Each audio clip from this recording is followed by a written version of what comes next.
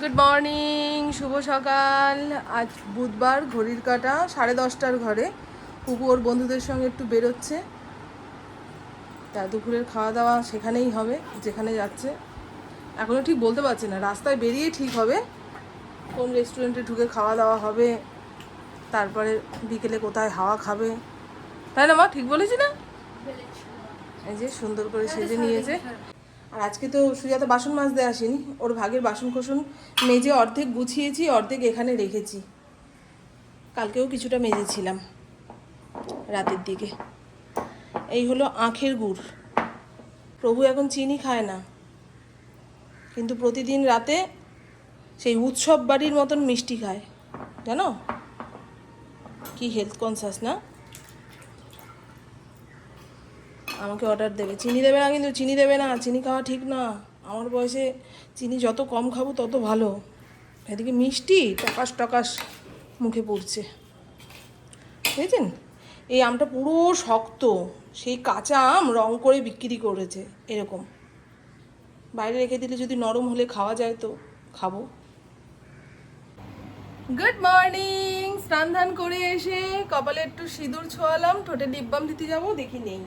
পুপু নিজের জন্য এত কিছু কিনবে, সেগুলো সাইডে রেখে মা যে দুটো একটা জিনিস কেনে সেগুলোতে হাত দেয়। কোথায় রেখেছে কে জানে। কখনো ওপরের ঘরে জিনিস নিয়ে গিয়ে রাখে, কখনো এখানে রাখে। এখন খুঁজতে গেলে মাথা গরম হয়ে যাবে। জুডিও থেকে একখানা লিপস্টিক টাইপের লিপ বাম কিনেছি, খুব ভালো গো। তো চলুন বন্ধু, আজকে রান্নাবান্নার চাপ নেই। রান্নাবান্নার চাপ নেই কি, রান্নাবান্নাই নেই। গতকালকের এত ভাত আছে, সেগুলো ফ্রিজ থেকে বের করে জল ঢেলে পান্তা ভাত বানিয়ে রাখি। একটু আলু ভাজবো, আর যদি বড়া ঠড়া কিছু ভাজতে ইচ্ছা হয় তো ভাজবো। ওই দিয়ে আমার আর ইন্দ্রর খাওয়া হয়ে যাবে। রাতের দিকে ভাবছি একটু বিরিয়ানি আনবো। ইন্দ্র যদি না খাবে, ওর জন্য সেদ্ধ ভাত চাপিয়ে দেবো। আমার বিরিয়ানি খেতে ইচ্ছা হয়েছে। এবারে আপনারা বলবেন, এই গরমে মামুন তুমি কী করে বিরিয়ানি খাবে? ওই বিরিয়ানির প্যাকেট নিয়ে ঘরে চলে যাবো, এসিটা চালিয়ে দিলে ঠান্ডা হয়ে যাবে, গপ গপ করে সাটিয়ে দাও। যখন জীবনে সব কিছু একঘেয়ে লাগবে, মন খারাপ লাগবে, তখন ভালো ভালো খাবার খেয়ে দেখবেন চট করে একটু চা বানাই আগে। ছেলেপুলে বড় হয়ে গেলে তখন আর তাদের আশা করে বসে থাকলে হয় না। তাদেরও চাপ, আর আমাদের পাত্তা ভাত্তা না দিলে আমাদেরও মন খারাপ। দরকার নেই ভাই, যাতে একটা শেষে ভাবো। একটা কাপ নেই ভালো, জানো? এই এতগুলো খালি বোতল গ্যাস টেবিলের উপরে থাকলে কাজকর্ম করে শান্তি পাওয়া যায় না গো। হয়ে গেল। আর এই বালতির মধ্যে প্লাস্টিকের বোতলগুলো ভরে ঘরে নিয়ে রাখি। মাঝখানে যে 2-1বার এসি চালাবো, তাতে জল ঠান্ডা হয়ে যাবে। আমার ফড়িংয়ের দিব্যি ঘুম হচ্ছে। হ্যাঁ,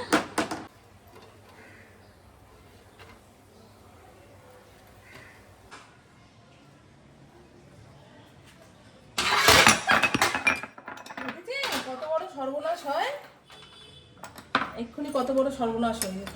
ঘরে নিয়ে গিয়ে খাই, লাইট জ্বালাবো না, এই অন্ধকারে বসে বসেই খাবো। কি শান্তি রে ফড়িং, নিচের ঘরটা একটু পাখা চালালেই আর কিছু লাগে না। এর আগের দিন যখন বলেছিলাম আমি 2 মগ জল খেয়েছি, তা এক বন্ধু আশ্চর্য হয়েছিলেন, 2 মগ জল খেয়ে নিয়েছো মামন? হ্যাঁ গো বন্ধু, আমি খেতে পারি একসঙ্গে অনেকটা জল। ফ্রিজ থেকে ভাত বের করে জল দিয়ে ভেজালাম। 2-3 ঘন্টা ভিজলেই বেশ ভাতটা ফুলে উঠবে। পান্তা ভাত একটু জলে ভিজে না ফুললে না খেতে ভালো লাগে না। আবার লবণ দিয়ে পান্তা ভাতটা ভিজিয়ে রাখলে টেস্ট বাড়ে। আমি আর লবণ দিলাম না। আর পাশের বাড়ির কাকিমা এসে ওদের গাছের কলা দিয়ে গেল। দেখছেন কি বড় বড় কলা হয়েছে। হ্যাঁ, থাক, এখনো শক্ত।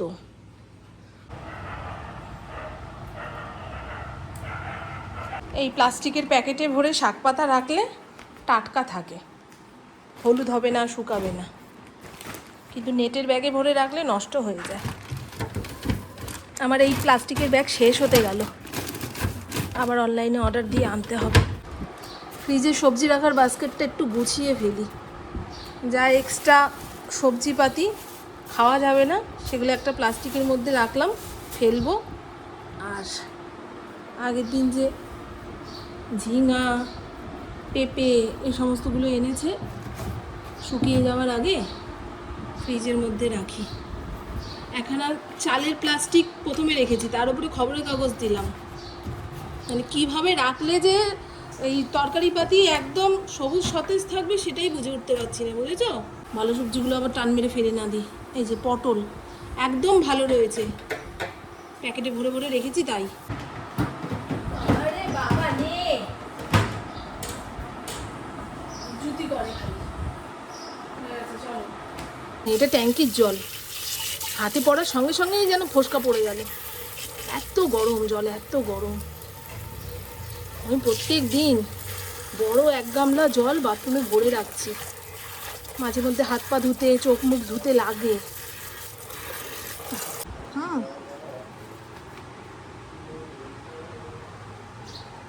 একটুখানি জলটা ঝরে যাক, তারপরে বোটা ছাড়িয়ে কৌটোর মধ্যে রাখলে বেশ কয়দিন চলে যাবে।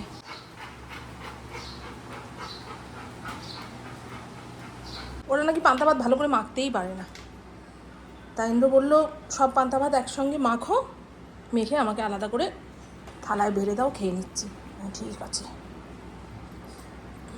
এখানে পেঁয়াজ কুচিয়ে নিয়েছি, পান্তা ভাতে একটু কাঁচা পেঁয়াজ না পড়লে ভালো লাগে না। লবণ দিয়ে 3-4টে কাঁচা লঙ্কা চটকে নিয়েছি, একটু কাসুন্দি থাকলে ভালো হতো, কাসুন্দি শেষ হয়ে গেছে। ইন্দ্র তো লবণটা কম খায়, তা অল্প একটু লবণ দিয়ে মাখলাম। আমি আমারটা আলাদা করে নিই, ইন্দ্রর যদি লাগে। এখনও হচ্ছে, একদম অল্প তেল দিয়ে বড়াটা ভাজছি তো, ওই জন্য একটু সময় নিয়ে ভাজতে হচ্ছে। তেল বেশি করে দিলে এতক্ষণে লালচে হয়ে যেত, তাই না? ও ঠিক আছে, হোক আস্তে আস্তে। আলু ভাজা, এই এসো, চলে এসো। আর এই তো বন্ধু, আলু ভাজা, কাঁচা লঙ্কা, কাঁচা পেঁয়াজ, কাঁচা তেল দিয়ে পান্তা ভাত মাখা আর পুঁই পাতার বড়া। বাইরে গনগনে রোদ্দুর, ঘড়ির কাঁটা 3:56 ঘরে। ঘরের ভেতরটা কেমন অন্ধকার হয়ে গেছে দেখুন। আর ঘরটা যখনই অন্ধকার হয়ে গেছে আমার কেমন সন্দেহ হলো যে মেঘ করলো নাকি। ও বাবা, এসে দেখি চতুর্দিক কালো হয়ে রয়েছে। দেখো ওই ছেলেটার কত সাহস, হ্যাঁ ছাদের ওপরে ওরকম দাঁড়িয়ে রয়েছে। কি মেঘ ডাকছে, বিদ্যুৎ চমকাচ্ছে। এখন তো বৃষ্টি কম হয়, মেঘ ডাকে বিদ্যুৎ চমকায় বেশি, দেখেছেন? এই বৃষ্টিটা খুব দরকার ছিল। আজকে যেন পুরা গরম, তাপানো রোদ। এই এই চল, ওপরের ঘর থেকে বৃষ্টি দেখবো। চ চ চ চ, শিগগিরি চ, শিগগিরি চ, বাবাকে ডেকে তুলি। বাবা শিগগিরি ওঠো, খুব মেঘ ডাকছে, বিদ্যুৎ চমকাচ্ছে, জোরে জোরে বৃষ্টি পড়ছে। মনে হয় লক্ষ কোটি বছর পরে এইরকম একটা বৃষ্টি আসলো, চতুর্দিক কালো করে। হা হা হা হা হা, কেমন কেমন লাগছে বৃষ্টিটা। দাঁড়ান, ক্যামেরার ফ্ল্যাশটা বন্ধ করে নিয়ে আপনাদের দেখাচ্ছি। ওই দেখো, কালো ভাবটা কেটেছে, আর বেশিক্ষণ হবে না এই বৃষ্টি। তবে এখনো মেঘ ডেকেই যাচ্ছে, ডেকেই যাচ্ছে, বিদ্যুৎ চমকাচ্ছে। কি বলো তো, আমার মেয়েটা রাস্তাঘাটে রয়েছে, কিন্তু একবার ফোন করলো, কিরে কোথায়। কি ভালো লাগছে দেখুন তো। এই যে আমার গরু চলে এসছে, এখন গাছের গোড়ায় যা ঘাস পাতা আছে সব খেয়ে পরিষ্কার করবে। আমার বিকেলের কাজকর্ম শেষ, এখন গা হাত পাটা ধোবো। তাই ইন্দ্র বলেছিল আমার সঙ্গে বসে চা খাবে। হঠাৎ করে পুপু ফোন করলো যে বাবাই আমি শ্রীরামপুর স্টেশনে চলে এসেছি, নিয়ে যাও তো, টোটো অটো কিচ্ছু পাওয়া যাবে না। তো সে দৌড় দিয়ে গেল। আবার আমার মা ফোন করেছিল যে দেখ না, আমি শাড়ি টাড়ি পরে রেডি হয়েছি, তোদের বাড়িতে যাব ষষ্ঠী নিমন্ত্রণ করতে। এই ওয়েদার দেখে তো আর বেরোনোর সাহস পাচ্ছি না। তো মাকে বললাম ছেড়ে দাও, তোমাকে আর আসতে হবে না, তুমি ফোনে নিমন্ত্রণ করে দাও। তুমি যেভাবে আমাকে নিমন্ত্রণ আবার কি, নিজের মেয়েকে মাকে কখনো নিমন্ত্রণ করতে হয় না, শুধু কখন যেতে হবে বলে দাও, আমি চলে যাব। তা বললো ষষ্ঠীর আগের দিন আসলে আসবি, ষষ্ঠীর দিন আসলে আসবি, 2 দিন থাকবি। এই তো এইভাবে নিমন্ত্রণ করলো। ইন্দ্র তখন ছিল যে ফোনটা একটুখানি ধরো, না হলে মা মনে মনে কষ্ট পাবে। যে আমার মেয়েকে তো যেমন তেমন করে ডাকলেই চলে আসবে, কিন্তু জামাই যদি ভুল ধরে, তা ইন্দ্রকে ফোন বলছে ঠিক আছে, আপনাকে চিন্তা করতে হবে না, আসতে হবে না। আর আমার মায়ের তো সেলাইয়ের কাজের খুব চাপ পড়ে গেছে গো। এই যে কোনো উৎসব অনুষ্ঠানে মানুষ নতুন শাড়ি কেনে, তারপরে কি বলে চুড়িদারের পিস কেনে, সেগুলো মাকে বানাতে দেয়। সময় মতো দিতে না পারলে আমার মায়ের টেনশন মাথায় উঠে যায়। জানা রোজগারের চিন্তা, তার থেকে বেশি সময় মতো দিতে না পারলে আমাকে কি বলবে, এই সমস্ত চিন্তা করে। তা বললাম ছেড়ে দাও, তোমার যদি মনে হয় আসবে তো এমনিই এসো, ওই নিমন্ত্রণ করার চাপ নিয়ে আসতে হবে না। আর যদি মনে হয় না আমার এই টাইমে সময় হচ্ছে না, ফোনে ফোনে নিমন্ত্রণ করে দিয়েছি, আমরা যাব। এই হলো ঘটনা।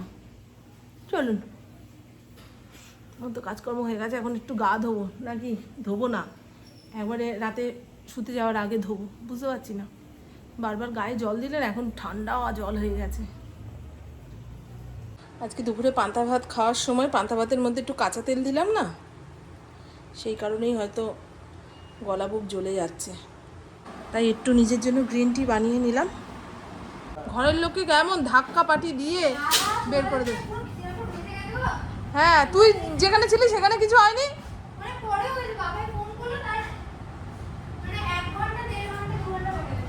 কি মেঘ ডাকছে দেখেছিস এখনো?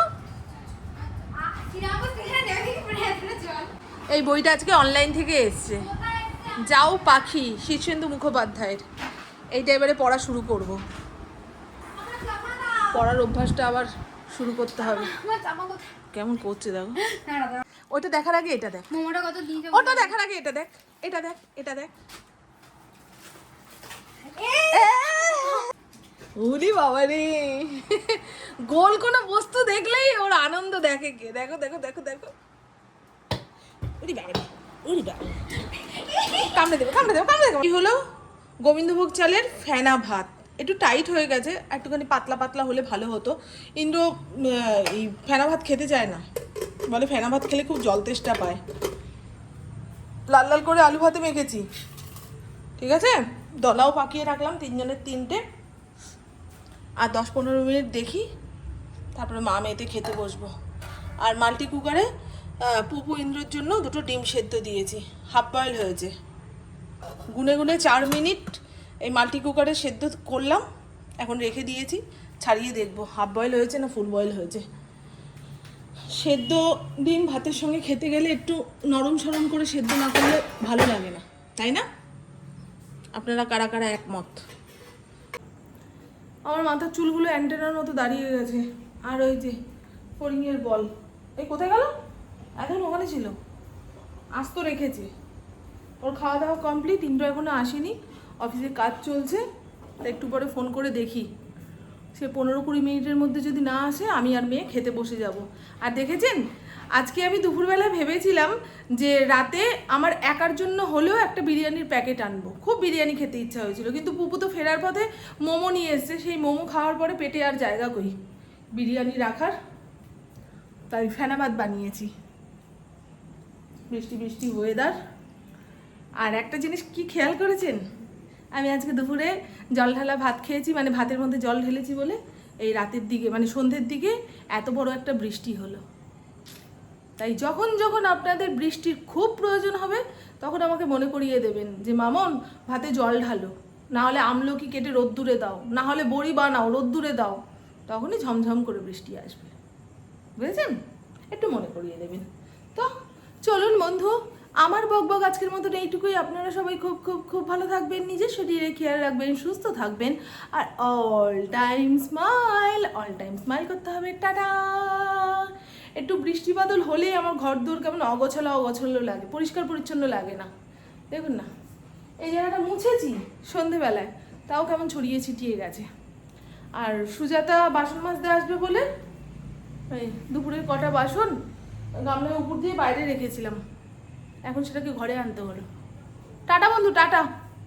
খুব ভালো থাকবেন, খুব ভালো থাকবেন।